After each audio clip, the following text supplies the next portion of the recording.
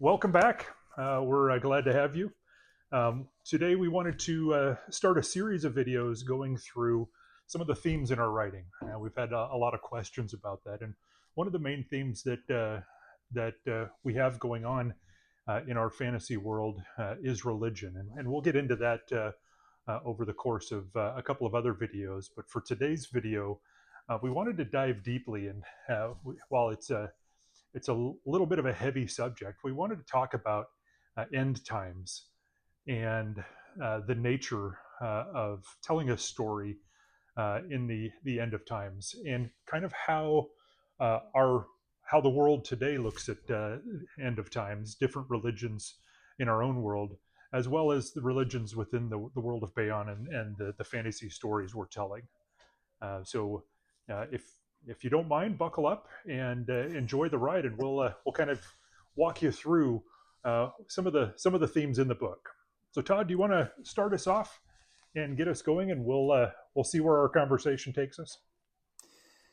Yeah, so we are going to be spending a few minutes defining terms, getting some basic concepts out there, both in terms of how philosophical or theological thought around this has existed on Earth, how we as earthling humans deal with this, and then how we've chosen to represent that in our books. Because I think while we have certainly grounded our writing in sort of the eschatological, and we'll define that term in a moment, concepts borrowed from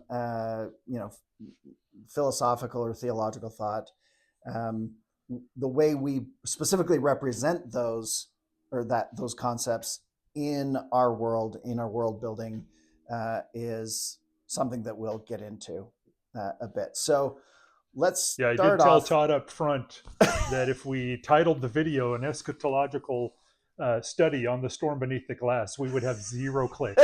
So Strap let's in, start off you're by in for a fun ride. defining some of those things. Yeah, for sure. So, um, so eschatology is the subject of the end of the world, the end of an era or an age, and I think people are probably very familiar with uh, Judeo-Christian themes. It's in the major Abrahamic religions. Uh, Yeah. in Judaism, they've been waiting for the arrival of Mashiach, the Messiah, and there are prophecies about what what that transition uh, to a world under his rule will look like. Christians, as an outgrowth of Judaism, have very similar things. We believe that the Messiah came in the form of Jesus Christ, and that he will come again.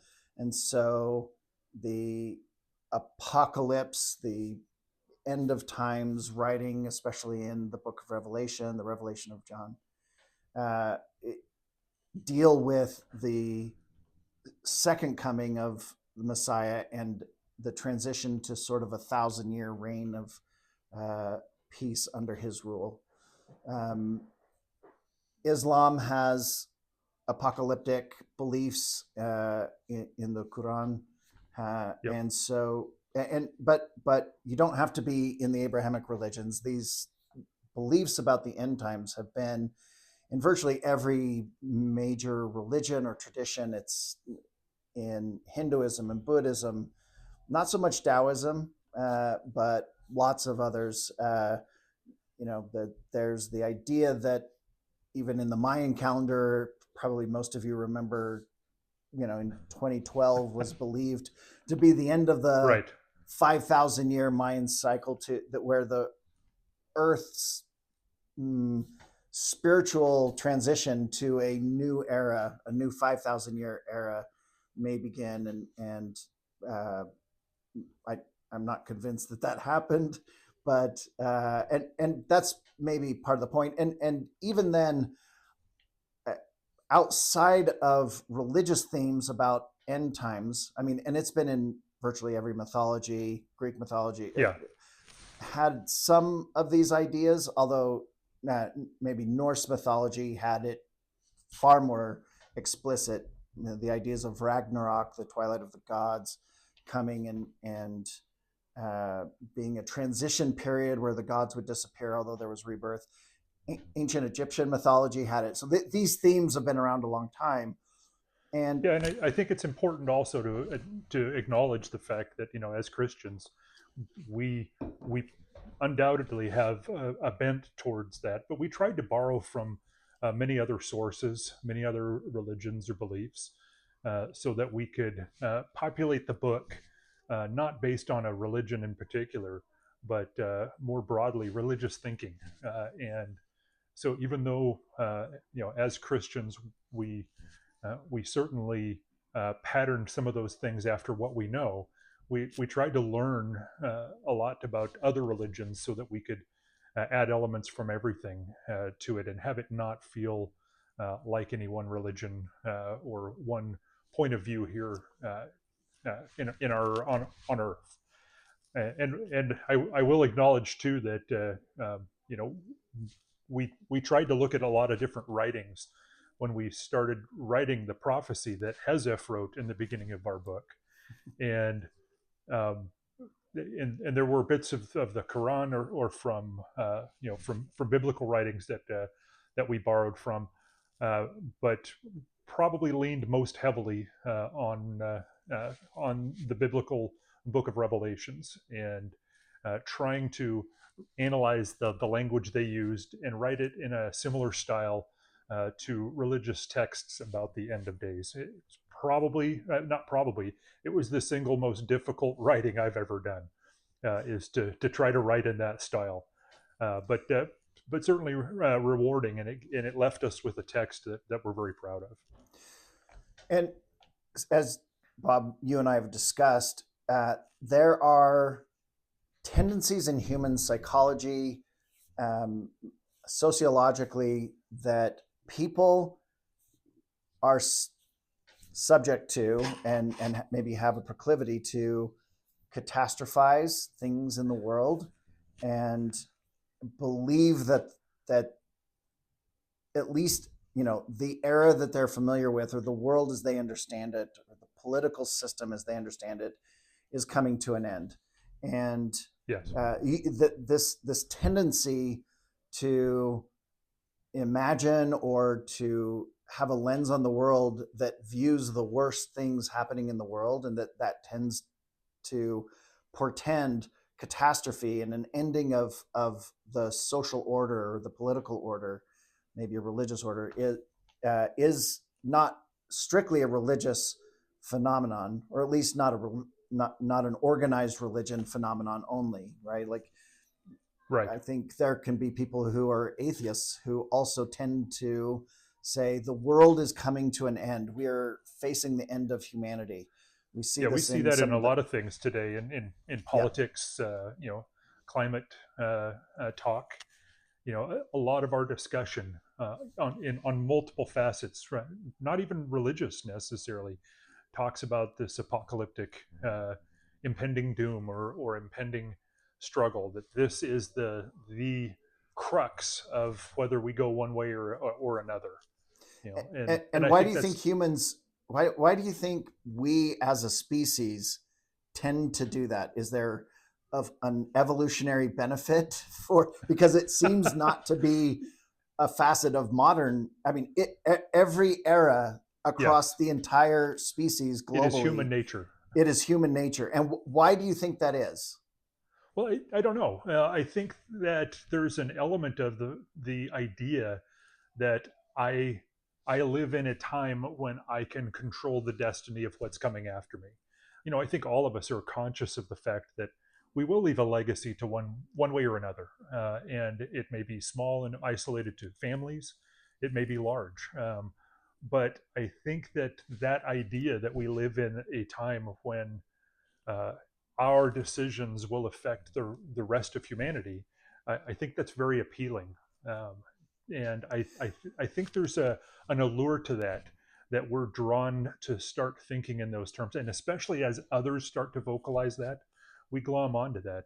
I don't know that I've ever read about a generation that didn't think that they were in the end times or close to it, if they were religious, or that didn't talk about, world events as world altering, potentially world ending events. And maybe that's just because I grew up, around the bomb, in our generation, Yeah. where the the end of the world became a fear, a very legitimate fear. But I see that same fear in writings long since past, well before that, that we had the capacity for such widespread destruction. So I think it is human nature that we tend to think of ourselves that way.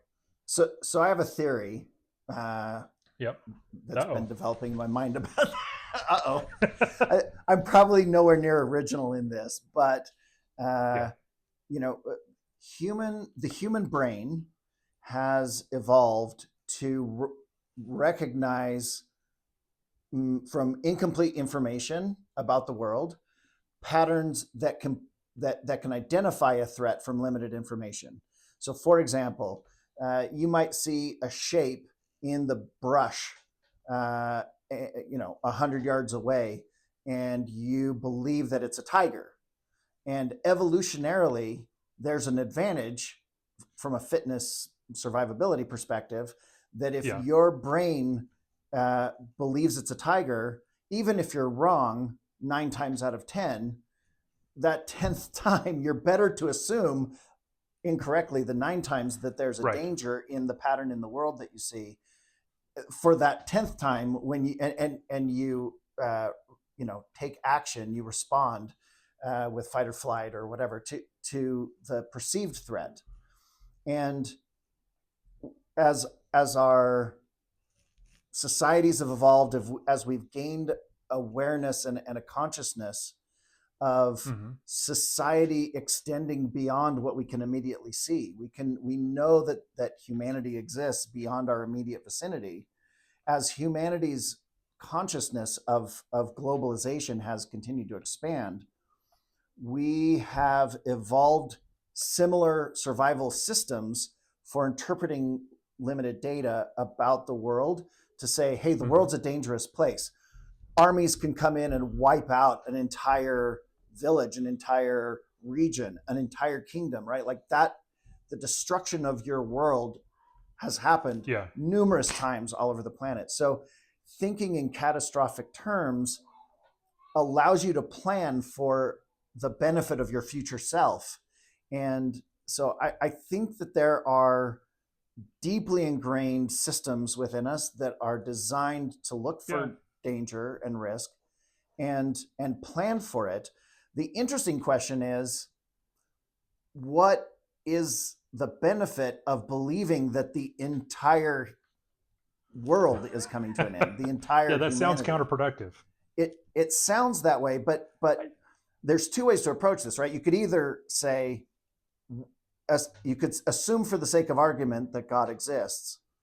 right. Then what is God's purpose? Let's take, say, in the book of Revelation, if there's the end times and the world will sort of shift, as we know it will come to an end, and governments will come to an end.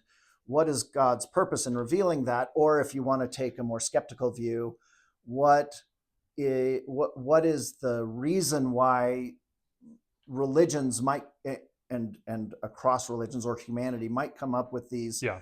the world is ending scenarios and beliefs about them, and how does that shape either individual or societal behavior?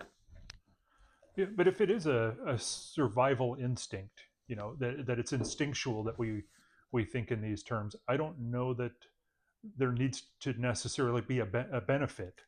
It could be a residual benefit of a time when that was very factual. I've always thought of it more along the lines of, um, humans' tendency to see the facts that they want to see in a given situation, and in the case of believing that these are the signs of the end of days, you know, I I think people often will see the facts that they want to see to show that they're at that important crux. I think there's a high we get knowing that we we are living in a time uh, when the world depends on us making the right decisions. And I'm going to take a stand, and I'm going to do what's right. Whatever you might think that is. I I think Yeah. that I think it's as much that as it could be a survival mechanism, because I think there's validity to that too. Well, and one of our survival mechanisms is organizing ourselves socially. Yeah. And one of the benefits to believing in the concept of the end times is that you may become more altruistic if you believe that your behavior can affect or prepare for the end times, um, particularly if that belief system says those Mm-hmm. who adhere to this pattern of behavior, when the end times finally arrive, you will be best positioned Right. to either survive them or affect the direction that those end times come. And I think that is definitely a theme that we've borrowed and are exploring in our writing, right? So the Ultideic Prophecies, maybe Bob, we should break down Ultideic and talk about how Sure. how the title came about, what it means, and how that plays into this entire theme. Yeah. So when we were coming up with the title, we outlined the story as a whole. We tried to we tried to figure out where we wanted to go with the story, what we wanted to say. We came up with it in its entirety, and at that point, we were still calling it the book, uh, or the series, and Or Shadow and Realm. yeah, yeah. When we were really young, we had even cornier names, uh, but but ultimately, we decided that we wanted to come up with a name that uh, that felt ancient. And so I was looking at root words, and ulta comes from the Latin root for final or end, and then deic is from deity or deity, and so by combining the two, ultideic, we wanted to give the feel or the intuitively that somebody would kind of recognize those words as potentially end of days or end of gods, uh, and um, and so when we came up with the name for it, that's roughly how we got to that. It was a long and roundabout process because we bounced a lot of different ideas off of each other, trying to come up with something we were satisfied with. But I once we got to the Ultideic prophecies, we were very pleased with where that was at. It wasn't obvious. We knew that there would be people that would just kind of see it as a big complicated word, and that's perfectly fine. But I think linguistically, I especially was really pleased that it felt like it it said what we meant without it being obvious, and so it was a little bit cryptic. But I think that in many ways, prophecy tends to be a little bit cryptic like that, and we'll get into that here shortly too. Yeah. So the Ultideic prophecies are not just prophecies about the end times. Mm-hmm. They are the prophecy that there will be one final God that survives this contest between the gods, for one of them to ultimately be the only God that still has any ability to interact, or let's say interact with the world, right? That that the world may shift from polytheism to monotheism. And the prophecies aren't, they talk about the process to getting there, but they're not really just prophecies about the end times. They're prophecies Mm-hmm. about what the end result of the end times are, which is the shift in the world. And and so the gods in our world are in a contest to garner enough, let's say, faith. We're going to use that term for a moment, but it doesn't reserve. Let me define that, because faith in our world is somewhat different than faith in a Judeo-Christian sense or something like that. But the gods derive their power. Or maybe from devotion. It's not even That's not entirely devotion. True it's either, right. But Well, let's just jump into it then. So the source of the gods' power is the degree to which humans' behavior is motivated by values in line with the gods' beliefs or teachings, principles, right. or really their divine essence. So the gods have an essence; they are who they are, and the influence of the gods radiates throughout the world, through the universe. And as people align themselves with the gods' divine nature, that divine essence is the combined word that we use, and that's a basis of magic. We're not really going to get into that today, but the alignment of your motives, and people often, I think, when we've had these discussions with other people, although that hasn't been very many, it's mostly been you and I talking with each other. But as we have talked with other people, it's easy to slip it. And we've made this mistake. I mean, it took us a while to get this clarity of thought around this. It isn't your behavior, right? We made the mistake, or we sort of started going down the path of believing that it was behavior. It's not behavior. So let's take an easy example. Creating a piece of artwork doesn't inherently, in and of itself, have any alignment with any one of the gods. We'll explain how this ties in with the sense of the Ultideic Prophecies in a moment. But this is a fundamental piece to understanding why the Ultideic Prophecies exist and what's going on. So when I create a piece of art,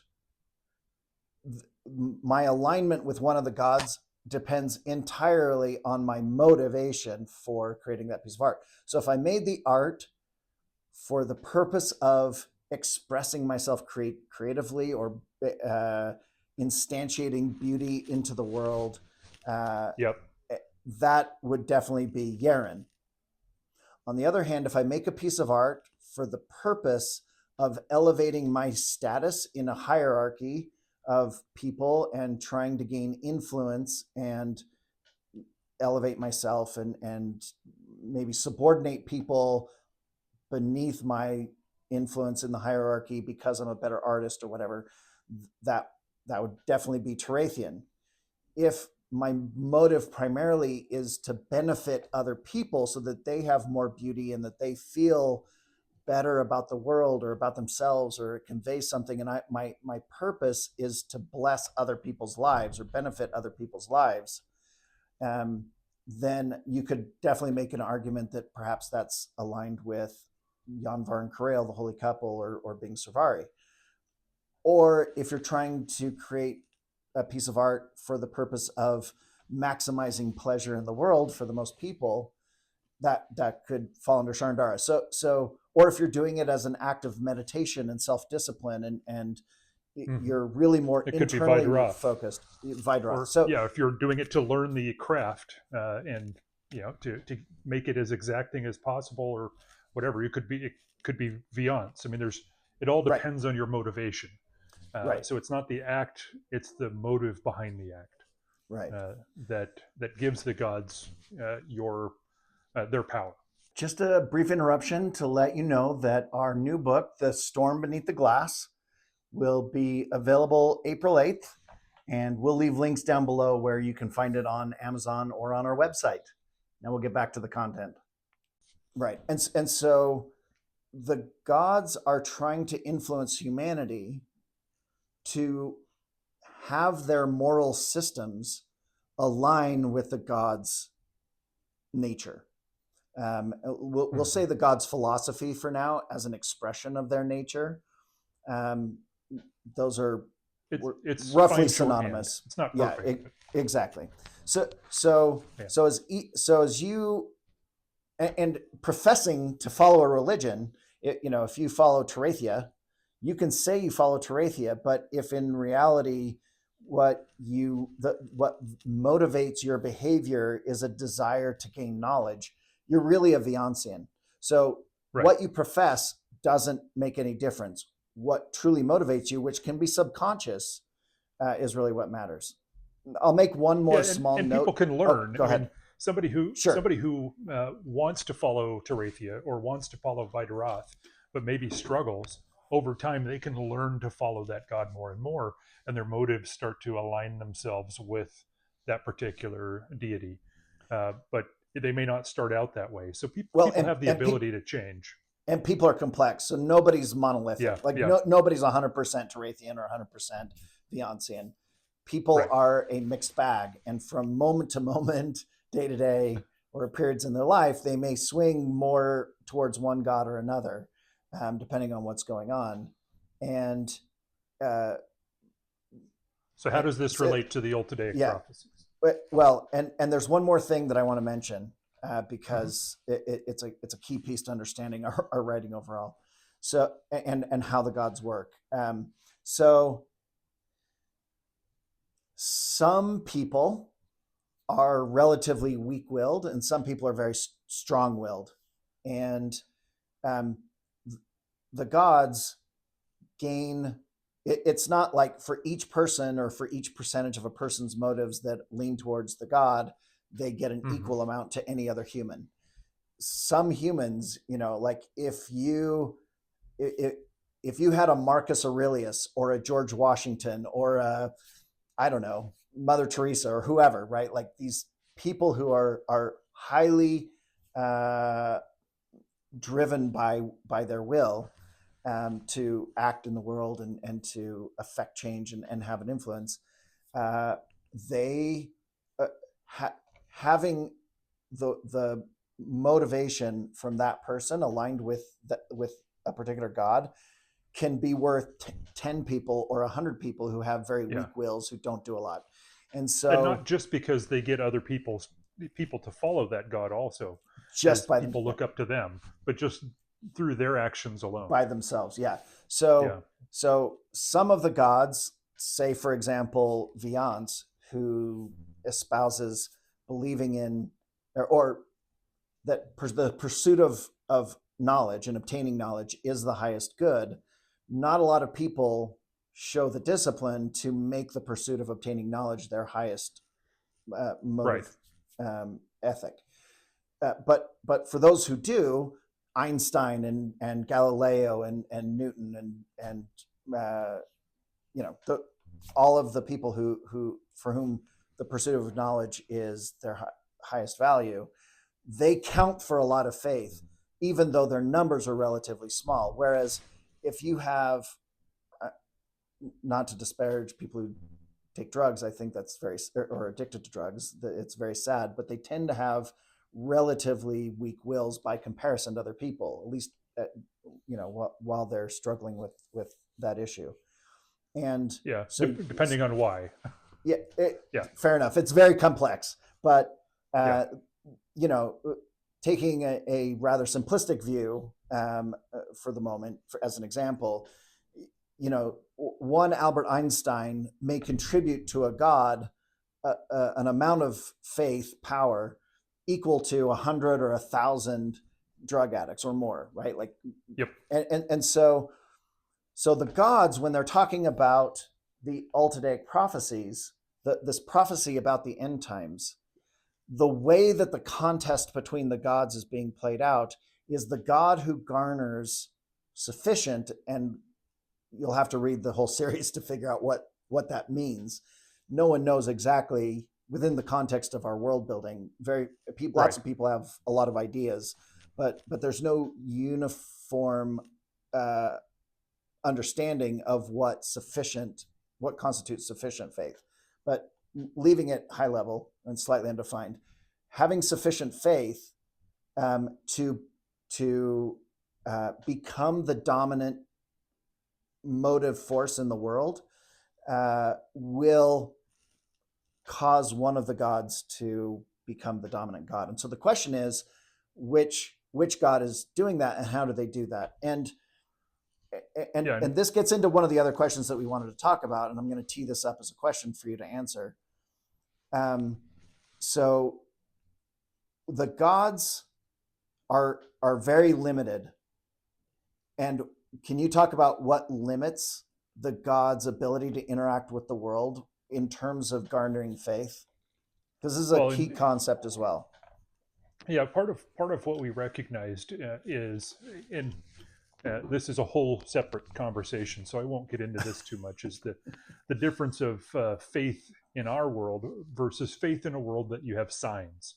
You know, if somebody if the gods came down on the earth to lead the people to the land of promise, then are the people really following the God because of their own inner motivations, or is it more of a recognition of something higher, or something that's clearly more powerful than me, and I'd rather not be left behind by this power? It diminishes their influence over people if they get involved heavily. They want the people to be able to learn that their philosophy or their way of thinking is a higher way of thinking, and to choose to follow them.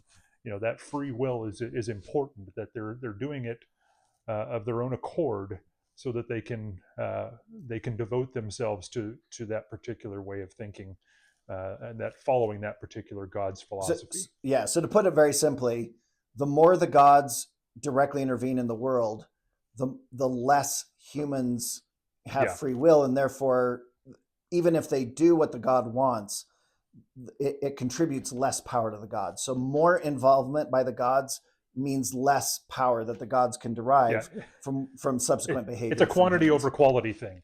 Yeah. So exactly. The more they get involved on the earth, the lower the quality is. So it's a bit of a risk. It's a gamble, and there have been times in history where there has been greater or lesser involvement, and most of the gods have learned that they need to keep more of a hands-off approach, but not entirely hands-off, because it needs to be clear where they stand and what they believe, and that they want others to follow that set of beliefs or that philosophy. So then how does that play in with the Ultideic prophecies? Why do the Ultideic prophecies even exist in the world? What was the gods' motives? What were the gods' motives for having revelation at all? If giving revelation diminishes their ability to gain power in the world, why do they give revelation at all? And talk a little bit about that balancing act, because I think this is not just in our world. I mean, in Baon, the fantasy world, but this is a key theological concept, at least in the Abrahamic religions. It's a key issue, and atheist criticisms such as the problem of evil are often answered by theists on the basis of God needing to allow free will, but he also has a desire to reveal himself. And even though the motives between, let's say, a Judeo-Christian God trying to reveal himself, or things about himself and his involvement in the world, versus our pantheon of gods, the motives are slightly different. This issue, this problem of needing to withhold your hand or stay hidden to some extent in order to maximize free will, but still needing to reveal yourself somewhat in order to lead people and teach people, striking that balance. What can you talk about how that plays out both in the real world and in our fantasy world? Well, I think, and I'm going to take a slight tangent here, and talk about the fact that one of the unique things about the Ultideic Prophecy, and the excerpt of the book of Hezeph that's in the beginning of the book, is that it is almost non-denominational, as in it was a revelation given, it was a prophecy given, but it's not clear uh, where Hezeph's alignment was. And so it's a prophecy that allows almost any of the religions, and all of the religions have versions of that Ultideic prophecy, so that it's a way of giving guidance, showing the path to the end of days without having it be influencing one side or another. So it doesn't diminish the overall um, uh, devotion or faith, or however we want to describe Yeah, that free will, uh, yeah, but because it's because it's over all different religions. Go so ahead. I'm going to ask you to clarify one thing, because you said it sort of sets out the path, but we don't lay out or the Ultideic prophecies don't lay out the path to aligning oneself with the God Mm-hmm. at issue. It is an apocalypse. It's a revelation, an uncovering Yeah. of the end times, without saying this is the right way to align yourself. Right? I think there's an inherent Yes. assumption that one will align with whichever God the prophecy is saying will win the contest of the gods, but it doesn't actually tell you how to lay out a path. It just No. describes events that are going to happen as the world gets to the point where that's happening. Why would the Correct. gods? Why would the gods? What value do you think the gods have or had in giving these revelations that don't tell you how to act or how to align your motives? They just reveal sort of what history is going to end up looking like. What's the value Well, of that? And why does I God think in do it many in our ways, world? yeah, I was going to say, in many ways, we can look at our own world and say, okay, why do we have signs that are given in our world? I think that the simpler answer is that prophecy is often given for those uh, who have faith already, that it builds their faith. They recognize that prophecies are being fulfilled. They recognize that there's a divine design that's taking place, and it allows them to see uh, maybe um, what events, where we're at in that progression of events as we head towards the end of days. A lot of times, I think we get it wrong and we jump the gun, or we don't have the perspective. I mean, we I don't know if there's ever been a generation that didn't believe that they were near the end of times and that it might happen in their lifetime. I think ours is no different.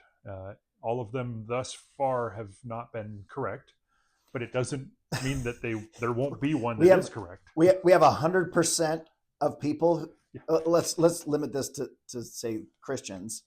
I Yeah. think it's pretty Sure. safe to say. I don't think there's any real argument, except for maybe a small handful of fringe people. The vast majority of Christians don't believe this Christ has come a second time, not Right. in the sense of that's revealed in Revelations. So for 2,000 years, the billions of Christians who have lived in that time, any one of them who thought that Christ's second coming would happen during their lifetime, 100% of them were wrong. No one's gotten it right. And so Right. when you're looking at people today who are like, oh, the signs of the times are upon us, we have to be living at the time where Christ's second coming is imminent. We're in the end times. I'm like, yeah, you and Yep. the other billions of Christians who, for the last 2,000 years thought the same thing. I personally am skeptical that any of us, even if we believe uh, in that concept, perhaps it's metaphorical, perhaps it'll be literal. I Mm-hmm. certainly personally leave room for it to be literal. I also leave room for it to be metaphorical, but I am not wise enough to know which of those it comes down on, and I'm perfectly willing to Right. accept either one of those outcomes. But Well, and I think it's again, important to the say too question, that the two of us, we fall in different areas on some of this. Our beliefs are similar but don't align perfectly, and I don't think anybody's beliefs align perfectly with one are another. you more of a literalist on this I'm question? probably more of a balanced. I think there are some things that are literal and some things that are figurative. Well, I mean specifically on the physical coming and second coming of Christ. Yes, to some extent. I do think there will be a coming, but Yeah, what that looks like, uh, I think I probably have a different view than most others of my own faith, and that's okay. I think that I think that there will be a literal aspect to it, but I yeah. doubt we have a very clear picture with all of the study that I've done, and I'm not going to pretend to be a scholar on all of this. I don't think there's a very clear picture, and as such, when we draw a picture, I think we're making some assumptions. Uh, So that's okay. I mean, yeah, so let's be so then, honest. uh, totally agree. So then, Yeah. going back to the book series, the Ultideic Prophecies, Yeah. how would you answer the question? Why did the gods give the Ultideic Prophecies in the first place? Well, I think that their motivations are probably similar in that they wanted to provide a roadmap. Um, they they could do that in this manner without influencing or without losing influence. Um, they I think there's But benefit what's the benefit? in Yeah, what's the benefit of giving a roadmap? What? Why well, do they want to and give a that's kind of roadmap? where I think that as people and that's why we talk about end days. I think there is a power in providing motivation.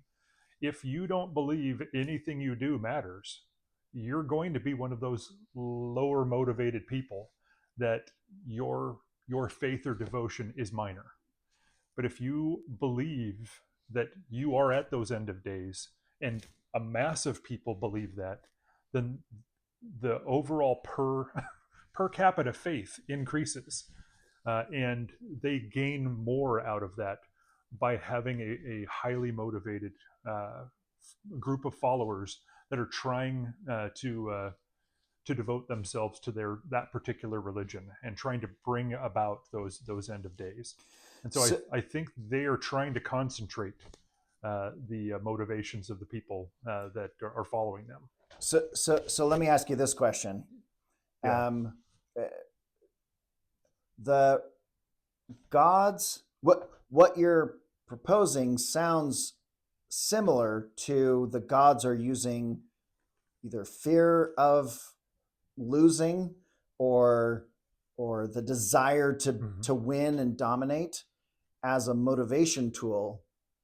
And I don't think that's universally true between all of the gods, because that sounds very Terathian in its orientation, right? So the gods don't have to have Could the be same purpose in having correct. given the revelation.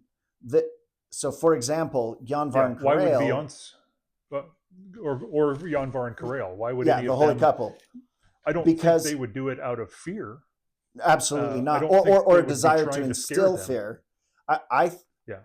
I could very easily see them saying that the end times will be very scary. There will be a lot of terrible things going on, and we're going to talk about foreknowledge in just a moment.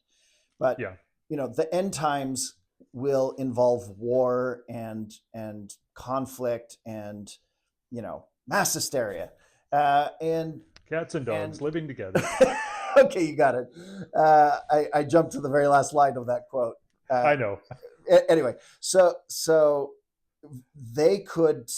I imagine their motive may very well have been more along the lines of, we want to help our children, our adherents, our followers, to navigate those end times with confidence, uh, knowing that this is an inevitable part of reality of what the history of the world will look Hmm. like, and that they don't need to fear, and that they should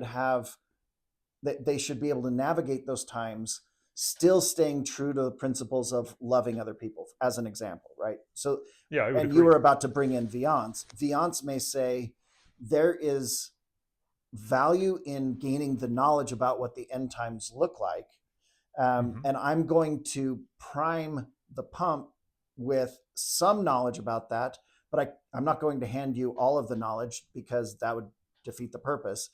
Right. I want you to study it out and watch for it and gain knowledge about how it works, etc. So I think in our world, given that we're polytheistic, uh, one of the things to be careful about, and this is a prime example, is that every god's motive for their actions is aligned with their own Correct. uh, moral system, their own moral values, and that those are wildly different between the gods. And we've designed it that way on purpose. Each god represents a different facet, and we'll talk about that another time.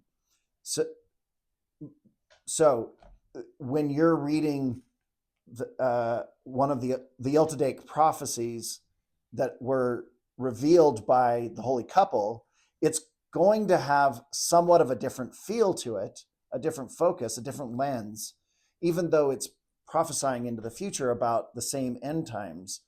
Its focus, its purpose is slightly different in terms of what you should be on the lookout for, how to navigate that, than perhaps what a Terathian inspired Well, prophecy. and we actually share some of that. There are some excerpts of Terathian scriptures and their versions of the Ultideic prophecies, Yeah, and you can tell the language is very different. You know, yeah, I think every one of the gods would be motivated by different things, but all of them see the value in helping their people, whether that's comforting their people in a time of trouble, or whether that's galvanizing their people to rally together and come become stronger, such as what a Charonist might espouse, or whether that's forging a greater devotion to dominate the rest of the world, as maybe a Terathian would espouse. They all have different motivations behind why they do that, but there's value to each one of them depending on the purpose behind it in yeah. in giving them those that roadmap in advance. So talk for a moment, if you would, about why we've chosen to show different people in the world responding to the question of whether they're in the end times or not, whether the Ultideic prophecies are in the process of reaching their conclusion or not. Yeah, They, in world, they don't know the answer to that question, or some that varying characters have different responses to that. Some don't care, some care barely at yeah. We all, etc. we wanted it Why to do we do? reflect our own world in many ways. When we talk to other people, you'll get a varying set of opinions between those that don't care or those that do think that these are the end of times. Again, whether that's catastrophism in any sense, good or bad. We wanted to make sure that we had a world that felt lived in and reflected our own, but was separate. And we'll talk about this in a different video, but uh, we feel like fantasy is a perfect setup for discussing religion because there's so much baggage tied to our world and religion. But if we were able to successfully integrate religion as religious concepts into a fantasy world, it makes it a much safer conversation to have. And so our thought was to show people of different faiths, of different beliefs, and at different stages in those beliefs, so that we had folks, that maybe looked at things and said, "Yeah, we've had this apocalyptic language before. It happened during the war to end all oaths, and we thought that maybe that was the time when we were nearing the end of this contest between the gods. Proved not to be that way. Maybe this will be the But by the same." way, just let me interject. The War to End All Mhm. Oaths was about 500 years before the current setting for The Storm Beneath the Glass Yeah, and this series. So this is a war, centuries it's past, that yeah, at the time to those people felt like it was the end times. Yep. Yeah, and so I think we wanted to show a variety of those types of beliefs, but it was really important to us also to show uh, the sincerity of people's beliefs, even if they have different uh, different outlooks on where they're at and where the world is at. Sharin is no less of a Shar or of a Terathian for his beliefs than Nofit is, and they may disagree on some of those things, but they have the same core beliefs and they follow the same religion. And so it was important to us to show kind of a variety from that side of things. Did Yeah, that and answer what you were looking for? it does, and I think also the amount of faith, again using that, the amount of power that Yeah. their discipleship to Terathia gives to Terathia doesn't depend on whether they believe that they're in the end times or not.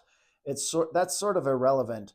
But I think what does play a role is that Yeah. believing that you're in the end times can make you play out your faith differently in the world in a way that makes you maybe evangelize for your deity's philosophy, your religion, more than you might otherwise have. If you believe that the world is ending and that, hey, we've got to make sure that Terathia wins, you're going to go out and try to convince people. And those things, like the way that this plays out, that having end times beliefs can manifest in people's behavior, it can feel like it justifies terrible things being done in the name of the world's going to end anyway, so we need to make sure our side wins, right? Yeah. And I think this is maybe the place to end this. Is our motivation in writing this series, it is to really explore themes about human nature, society, human psychology, our faith, those things, for us to give readers and ourselves a chance to explore these very complex sort of existential questions. And in the world today, and I was certainly guilty of this, in the last few years, I was like, oh my gosh, the world feels like it is pivoting into the end. Like, I wasn't convinced necessarily that Christ was coming back, but I was like, something's happening in the world and we're going down a path that feels irreversibly negative. Like we are descending into some kind of pivot point for humanity that we're either going to have to turn this ship around or we're just all going to, and we still hear that kind of language all the time right now. It is commonly and I don't used, think I don't think it's unique to our generation. By no means is it unique to us. No. But what we see is that people use this thinking, or at least this rhetoric, to gain power in the world, to manipulate others, to, if you can inspire your voter base to be afraid of the other team, the other side, the other political party, or people from outside your country or whatever, you can gain a lot of power. But that doesn't mean that it's not a sincerely held belief, though. I mean, there's lots of yes, not everyone who does that is cynical. Yeah, exactly, and it could be both. They could for have sure a sincerely held belief and use and want to rally people. Yeah, for sure, and believe that you need to rally people in order to fend 100%. Off the evil that you see in the other side. So whether in America that's Republicans versus Democrats, or more broadly in the world, in Europe, a more conservative, far right-leaning party versus the left, or whatever. Both sides see the other side increasingly as threats and as enemies, and it is leading to the disintegration of cohesive society.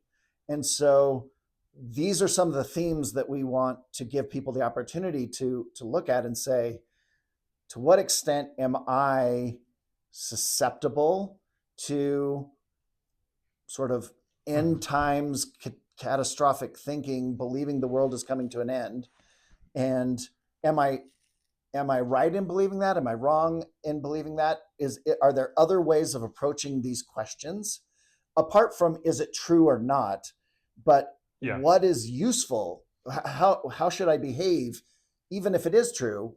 There are different paths, different behaviors you can engage in that may be more or less helpful. Also, depending on, again, which moral system you align with, and if Servari, who preach love and service to mankind, uh, become afraid of the other side and start to turn to authoritarian means to cope, well, then Mhm.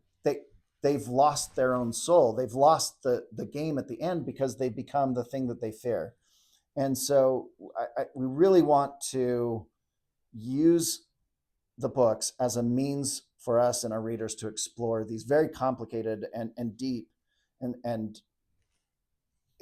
significantly impactful themes that we see playing out Yeah. in the And world and today truthfully, and I think forever. both of us are hungry for these conversations. Yeah. And it's our hope that this will generate some conversation around some of these themes. We've really tried to sincerely show people in different belief sets and not strawman them, and give positive examples and negative examples in just about every uh, belief set that we've spelled out. And it's our hope that people can start to identify the things that they themselves believe in, and where they would align, and how they might act in a similar world. It's different than ours, but there's certainly parallels between between the religions that exist in our world and on Earth, and the religions that exist in Baon. Saying our world just gets a little confusing when we, yeah. Yeah. So yeah, Our made up it's really our fantasy hope world. that we'll help generate these kind of conversations and provide a safe place for people to have meaningful, deep conversations about the existential nature of man, and um, it. And I think we've taken those first steps to be able to do that. So hopefully, Yep. hopefully this has been interesting to some of our viewers and readers. It was a little deeper than many people were expecting, but I think there's value. And again, I hope that this helps foster deeper conversation. Any final closing thoughts, Todd, before we close off?